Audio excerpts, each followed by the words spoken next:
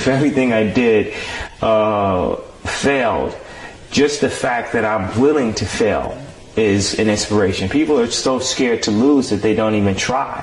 I think people focus too much on the past and focus too much on regret. God gave me everything that I wanted, and now I want to take a piece of that joy that I'm feeling and give it back to the people that have helped make that happen for me, you know? I just tell the truth, and telling the truth is crazy in a world full of lies. When I had my accident, I found out at that moment, nothing in life is promised except death. If you had the opportunity to play this game of life, you need to appreciate every moment. A lot of people don't appreciate their moment until it's past. Everybody wants to know what I would do if I didn't win. I guess we'll never know. One of the most spiritually mature things that you can do is finding comfort in confusion. Catch my drift. Stop focusing on why it's happening, right?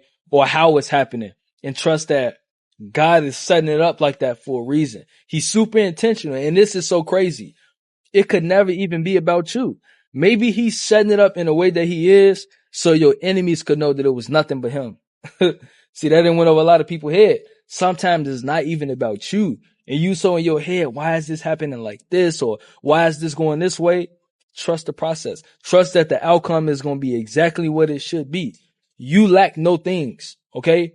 As long as you got him in your life, nothing is missing. Nothing is lacking. Everything is very intentional. So the next time you get in the space of confusion, understand that God got you, and that's the end of the story. Bro, look, the most gangster thing you could do, man, is give your life to Jesus, bro.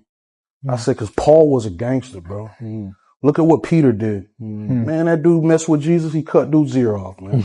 Come on now. Like, it's so fulfilling when you shed that light of Jesus on someone and they turn around and tell you, hey, man, I was going to off myself yesterday, but because you said what you said, because you prayed with me, man, I put the gun down. Why it was hard for me to go back to God is because I was operating and living in shame. The enemy is so pervasive with the way he speaks to you and the way he gets in your head. And so when he makes you feel shame, he tells you that you're wrong. You're too damaged. You're not good enough to go back to God. For the longest, I realized that was the voice that kept playing in my head. Every time I made a mistake, every time I sinned, every time I did something that would grieve the Spirit, I would feel shame. Just kept pulling me and pulling me. And that's exactly how the enemy gets us. We think that it's guilt. Guilt tells you I did something wrong. Shame tells you I am wrong. Guilt tells you I made a mistake. Shame says I am a mistake. Come on now. Teach. You hear what I'm saying? So a lot of times, because we have not addressed the guilt and it's been unprocessed, that guilt now manifests into shame,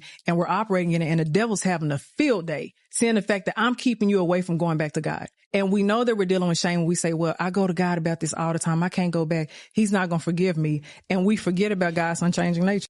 A, avoid negative sources, people, places, things, and bad habits. B, believe in yourself.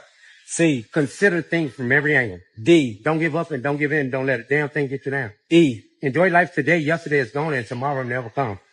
F, family and friends are hidden treasures. Talk to them and enjoy their riches. G, give more than you plan to give each day.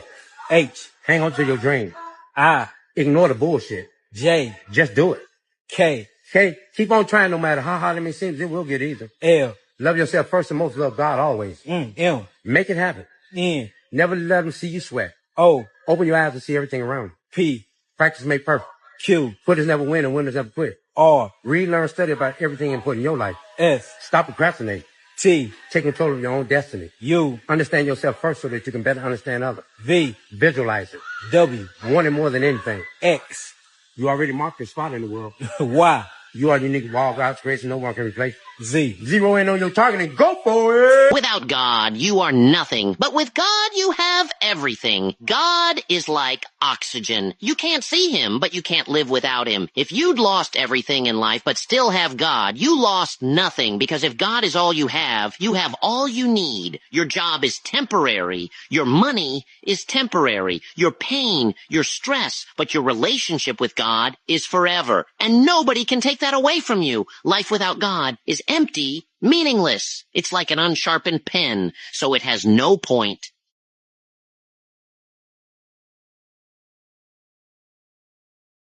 The hell they taught you about is not the real hell. The real one is worse.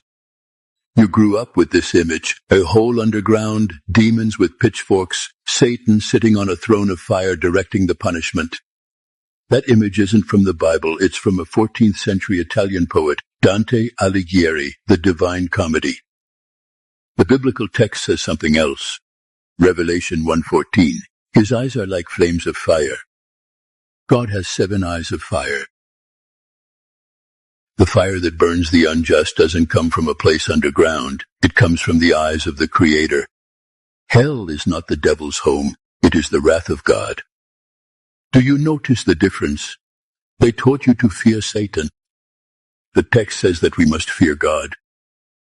They taught you that punishment comes from the devil.